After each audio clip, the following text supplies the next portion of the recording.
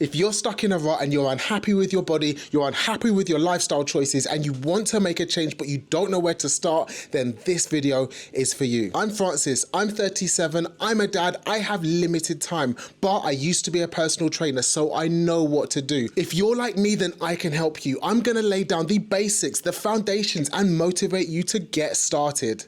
Ready? Let's dive in. The very first thing that you're gonna do is set yourself some goals. Motivation is hard to come by. Motivation isn't gonna come and knock on your door and tell you to start working out. You have to motivate yourself, and it's so difficult to find any motivation if you don't have a clear finish line. I can't get you up out of bed. I can't drag you off the sofa, and I can't put healthy food in your body. You've got to do that for you. If you've set some goals and you know where you're heading, you know where you wanna get to, and you know who you want to be, then it's much easier to start. Once you've started and you've been to the gym a few times and you can see yourself progressing to that goal, that's when motivation comes knocking, and that's when you get up off the couch without anyone having to force you. So let's talk about goals. Goals have to be smart, specific, measurable, achievable, realistic, and have a time frame. Let's start with specific. It's no good saying, I want to lose weight, I want to get hench, I want to build muscle. How much? If you don't have a specific goal in mind, then there's no end date, there's no way of telling when you're reaching that goal, and you can't even tell when you're halfway, a quarter of the way. There's no progress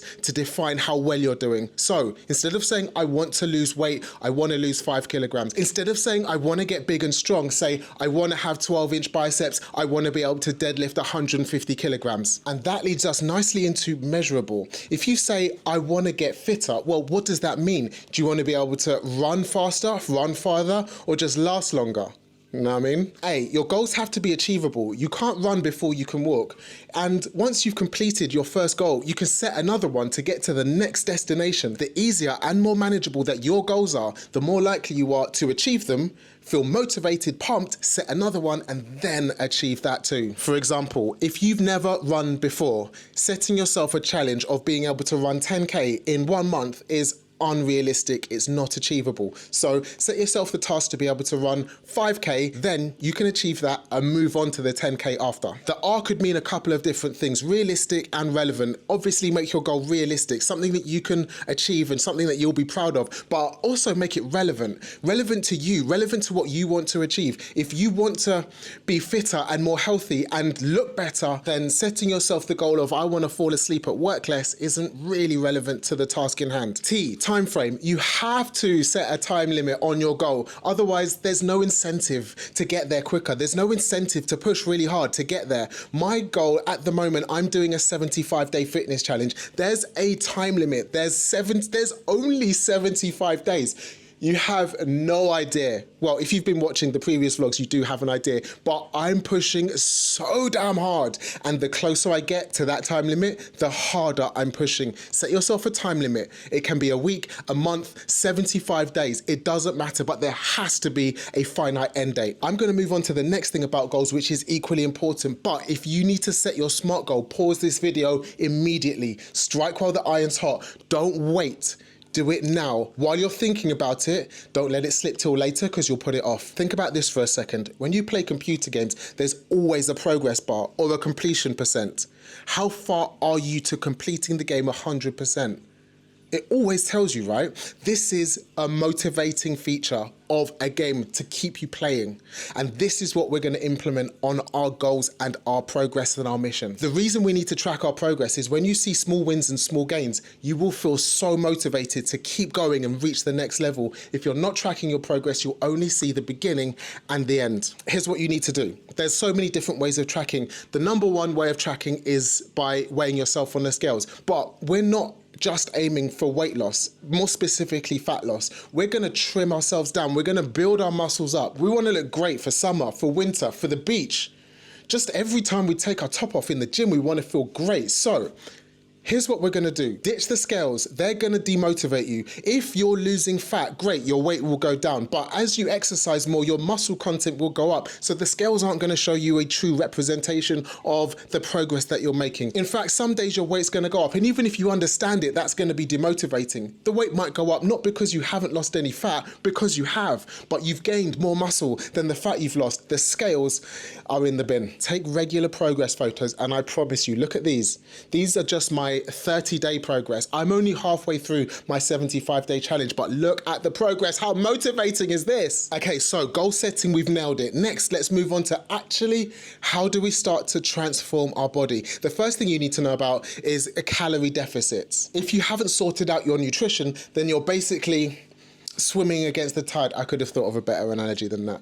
You're rearranging deck chairs on the Titanic. It's pointless. So understand calorie deficits. Your body uses a certain amount of calories to power you through the day. A calorie isn't bad, it's not good. It's just a unit of energy. What's been happening is you've been eating more calories than you've been using. As a normal human function, what you're gonna do is store those calories for a rainy day to use later. That's why you're fat. Sorry to be blunt, but only honesty in this chat. Here's what we need to do now. We need to eat less calories than we need throughout the day. What will happen then is, yes, we're giving our bodies some energy, but not as much energy as we need. So your body will then turn to the fat that you've saved for a rainy day to give yourself the energy top up, and you'll start to lose fat and lose weight. Firstly, work out your calorie needs per day. There are so many online calorie calculators out there. Use one. Your Apple Watch even tells you how many calories you're using in a specific day. So then you can set the deficit. Between 500 and 700 calories is a very sensible place to start. Macronutrients are a really important thing to understand so that you can put the right things on your plate, the right balance of carbs, fat, and proteins. I did a really good video about macronutrients. Check it out in the top right-hand corner. I also went into big detail on what I eat on my fitness journey and suggestions on what you can eat on your fitness journey in yesterday's video. So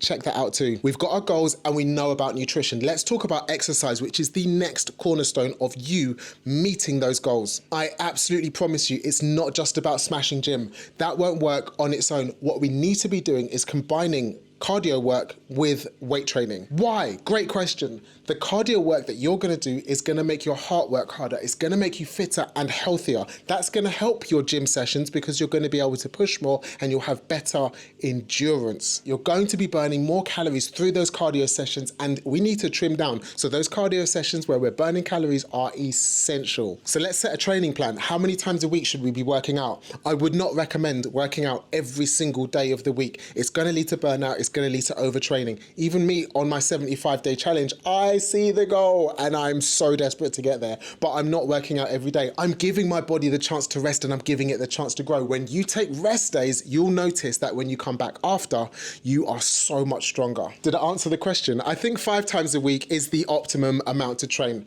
5 times gives you 2 rest days. One of those rest days can be an active rest day where you do some walking, yoga, stretching, and the other rest day can be a full you day. That doesn't mean we take a break from nutrition, it means you take a break from the gym. How many rest days am I taking? 1 a week. I'm training twice a day and I'm training 6 days a week. I take 1 rest day every single week. That's sensible. I'm going hard on this challenge. It's go hard or go home. I don't think they called it 75 hard for no reason, but I'm here for results. I used to be in the army. I know about resilience. I know about determination, and I know about motivation. If you want results like me, then sure, go and work out twice a day. Sometimes I'm working out 3 times a day. I've even worked out 4 times a day, 3 times now. But if you don't have time for that, if you don't have the energy, and if you don't have the determination because you're a beginner, you're just getting into this, that's okay.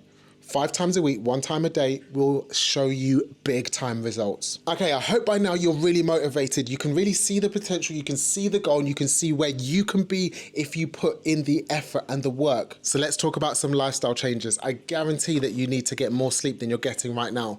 7 to 8 hours of sleep a night is crucial. If you're training hard and if you're training like I am, you need to be getting that consistent sleep. Other than rest days, your body repairs itself at night. So if you're not sleeping, you're actually hurting the gains. I know what it feels like when you come out of the gym and you feel a bit pumped and your muscles are bigger. You're like, yeah, I worked really hard and I grew in that session. You didn't. When you work hard, blood flows to your muscles and it makes them bigger. But when you stop working hard, they shrink again because the blood then gets distributed to other parts of your body. So the real muscle hypertrophy, which is what it's called when your muscles grow in size, happens when you're sleeping. You could be working out 6 days a week, twice a day like I am, but if you're getting 4 to 5 hours of sleep and you're wondering why you're not growing, that's the first place to look. Next, you need to find ways of making yourself accountable. I promise you there will be days when you wake up and think, nah, sack it off, or you just have a bump in the road, or you have an injury and you think, sod it. Or your girlfriend breaks up with you and you think, nah, I'm done. I'm just gonna go and eat chocolate and drink Stella Artois. Stop. This is why you need accountability. I'm going to be honest. I've had so many days on this 75-day challenge. I'm on day 38 now, where I've thought I just can't be asked to make a video, to go and exercise, to do an outdoor workout. But because I'm checking in with you guys every single day, I know that there's people watching. I know if I fail that you're going to hold me accountable. So find your accountability. If you need it to be me, I've got you. Put your goals in the comments and I'll check in with you to make sure that you're staying on track. So it's really not that hard. Set goals, create a calorie deficit, work on your nutrition, work out, and you're going to see results. How big those results are up to you and up to the effort that you put in. I hope I've given you enough information to earn a subscription from you, because I'll be back with more gold. I'll see you in the next Fit Vlog. Peace, bye.